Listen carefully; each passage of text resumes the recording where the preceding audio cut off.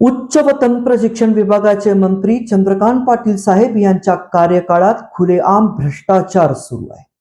सदर भ्रष्टाचार हा मंत्रालय स्तरावरून ऑपरेट होत आहे का असा प्रश्न पडण्याची परिस्थिती निर्माण झाली आहे. ना भूतो ना भविष्य, ना खाऊंगा ना खाने दूंगा हे माननीय नरेंद्र मोदींच्या ब्रीद वाक्याला छेद पोचवणारं काम चंद्रकांत पाटील साहेब यांच्या विभागात होत आहे का असा प्रश्न पडत आहे. ना खाऊंगा ना खाने दूंगा याऐवजी ना खाने दूंगा लेकिन खाऊंगा अशी काही परिस्थिती चंद्रकांत पाटलांच्या विभागात सुरू आहे का असा खुलेआम प्रश्न मी काही पुराव्यानिशी विचारतो.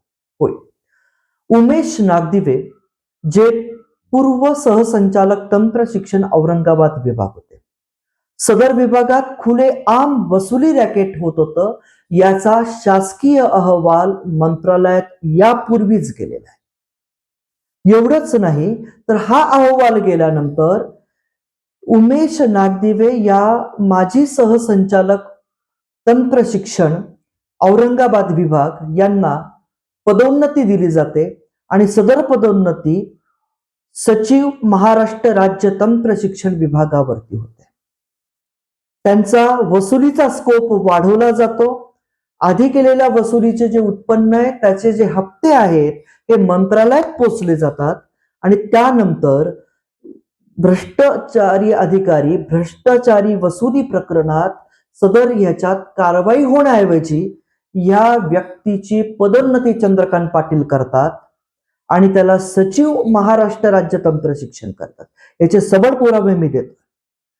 या पलीकडे जाऊन फी फिक्सेशन अथॉरिटी कडनं पॉलिटेक्निकची पॉवर काढून MSBT कडे दिली जाते. MSBT मध्ये महाजन नावाचा भ्रष्ट अधिकारी त्याच्यात घेतला जातो.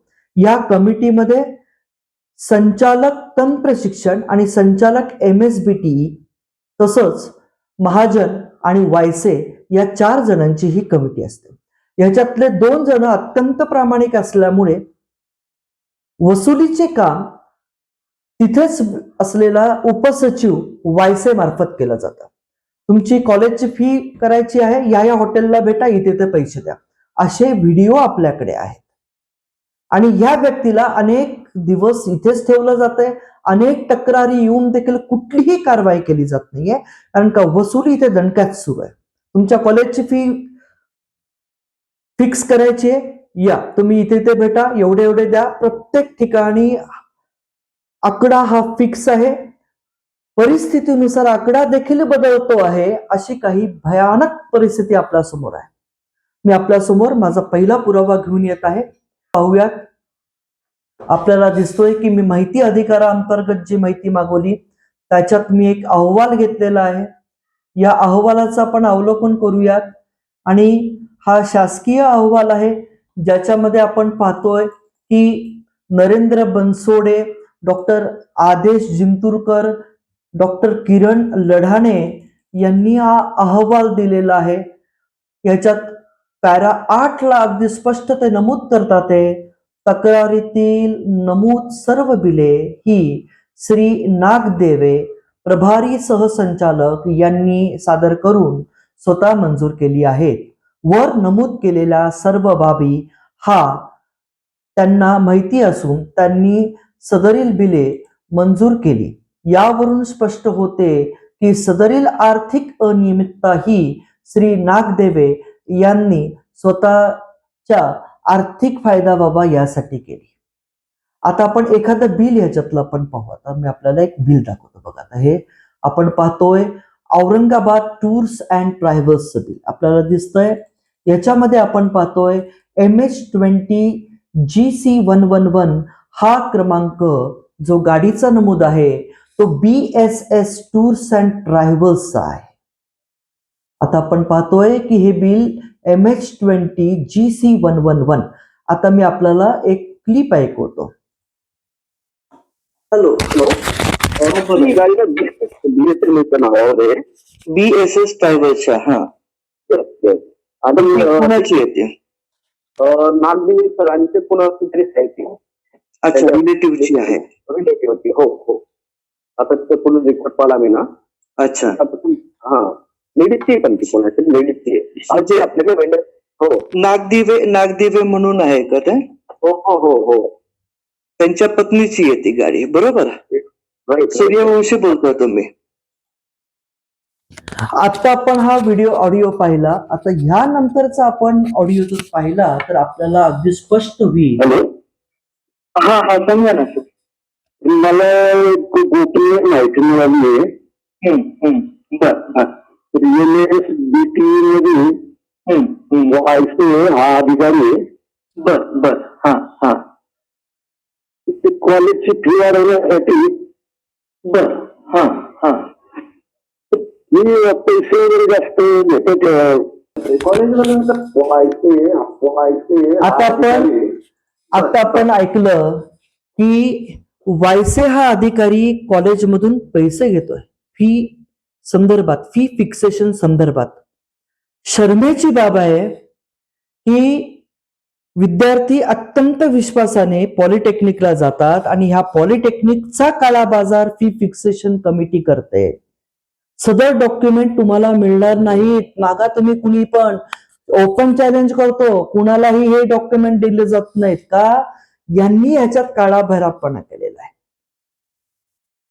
माझा स्पष्ट सवाल आहे, चंद्रकांत पाटील साहेब, जेव्हा फी फिक्सेशन तुम्ही विद्यार्थ्यांसाठी करता तर त्याच्यातले जर डॉक्युमेंट तुम्ही RTI मध्ये मागितले तर तुम्हाला ते का दिले जात नाही?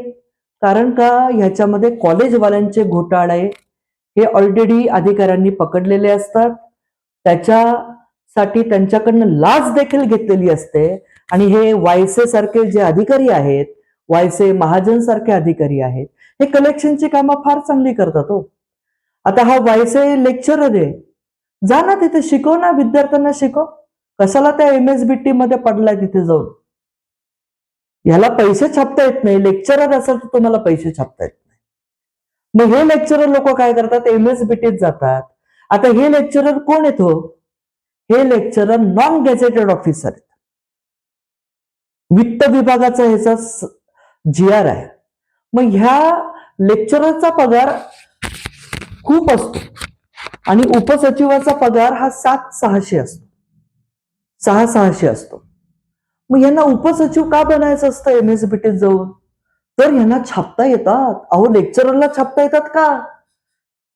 फळावरती शिकवायचं काम करायचे असतात लेक्चररनी, काय छापणार? विद्यार्थ्यांकडनं घेतलं तरी किती घेणार? मग हे MPSC पास होण्याचं यांचं स्वप्न कशासाठी आहे? त्यामुळे यांना MSBT जाऊन तिथे खायचं असतं, म्हणून हे अधिकारी बनतात. आपण आता पुढचा पाठ आहे. हा हा. कॉलेजची फी वाढवण्यासाठी हा हा. मी पैसे वगैरे जास्त घेतो. अरे बापरे, कॉलेजवाल्यांकडनं? मलाही ते कळालं होतं, पण गंभीर आहे हो हे. हो ना. आमची मागच्या वेळेस तुम्ही स्टाफचे पगार करत नाही त्यांनी, तिथे असे उद्योग करतात MSBT वाले. अवघड आहे. हा ना.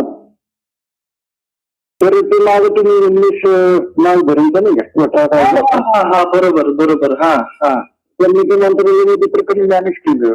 अरे बापरे बाप. म्हणजे आता आपण पाहतोय की उमेश नागदिवेंनी मंत्रालयात प्रकरण मॅनेज केलं, 100% मॅनेज केलं. मंत्री महोदय, अहो, ज्याचा शासकीय अहवाल आहे, ज्याच्यात अगदी स्पष्ट झालेलं आहे की त्यांनी स्वतःचीच गाडी वापरून इव्हन त्यांनी कलेक्शन केलेले आहे. ही कलेक्शनची बाब मी आपल्याला सिद्ध केली होती, ज्याच्यात QR कोड होते आणि हे QR कोड असताना त्याच्यामध्ये अगदी स्पष्ट झालं होतं की त्यांनी कलेक्शनची कामं केलेली आहेत. आता आपण QR कोड पण पाहूयात. आता QR कोड मी आपल्याला दाखवतो. याच्यामध्ये आपल्याला दिसतं ते 49,000 जय हिंद कॉलेज यांनी दिलेला आहे. हा नागदेवेच्या BSS टूर्स अँड ट्रॅव्हल्सचाच क्रमांक आहे, QR कोड आहे. कुणीही चेक करा, बघा इथे BSS टूर्स अँड ट्रॅव्हल असे हप्ते वसुली यांनी आणि मंत्रालयापर्यंत पोहोचवल्यामुळे मंत्रालयाने ह्या अधिकाऱ्यावरती कारवाई केली आहे. त्यामुळे हे स्पष्ट होतं की मंत्रालयात पाणी मुरतंय. चंद्रकांत पाटील साहेब, आपण कारवाई करा. जय हिंद, जय महाराष्ट्र.